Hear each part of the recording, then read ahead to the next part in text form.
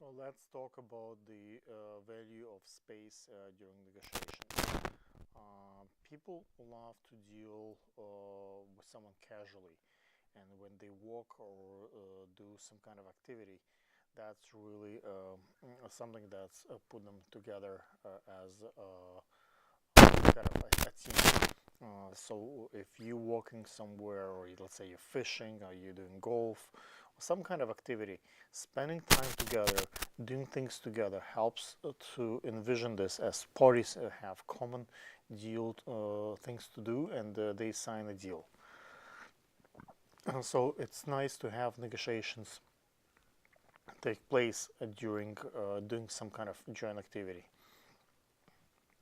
In the current world of it's common to record, let's say people like book the box at the baseball game, and they talk during while they listen to the game and watching the game. Um, so the current world, also it's important for them not to be recorded. So in open spaces like a golf place, it's kind of makes it difficult for because of the wind and noise to be recorded, so people can say things during those kind of negotiations that they might not say in closed space that has great acoustics.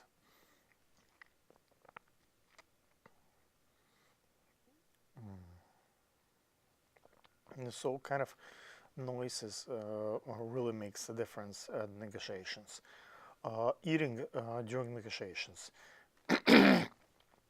In some cultures, eating and breaking bread is important part of negotiation process, and almost require to start negotiations to show some trust.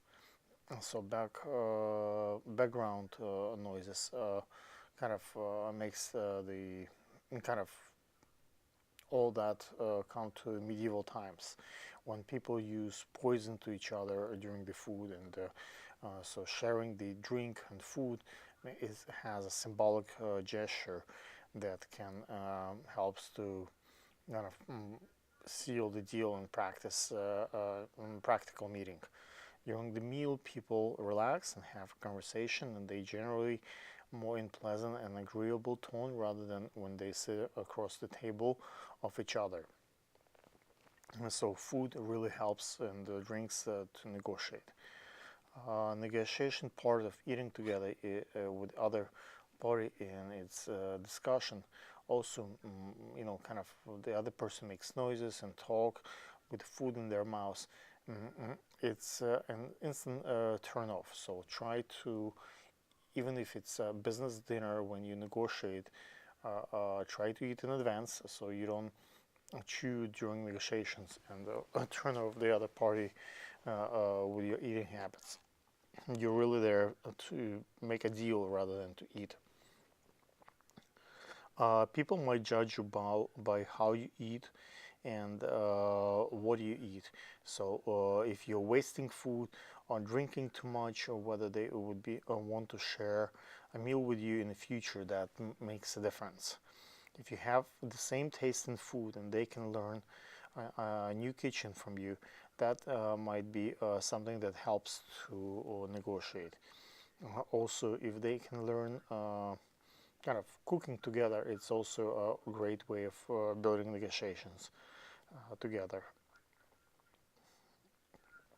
And anything that's trying new food, and especially if it's good food, makes them want to sit at the negotiation table with you again and again, which you really want to gain.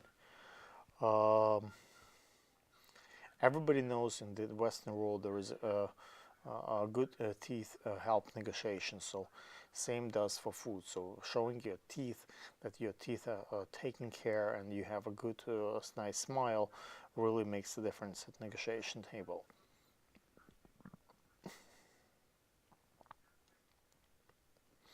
Let's talk about cut. Okay, cut, and let's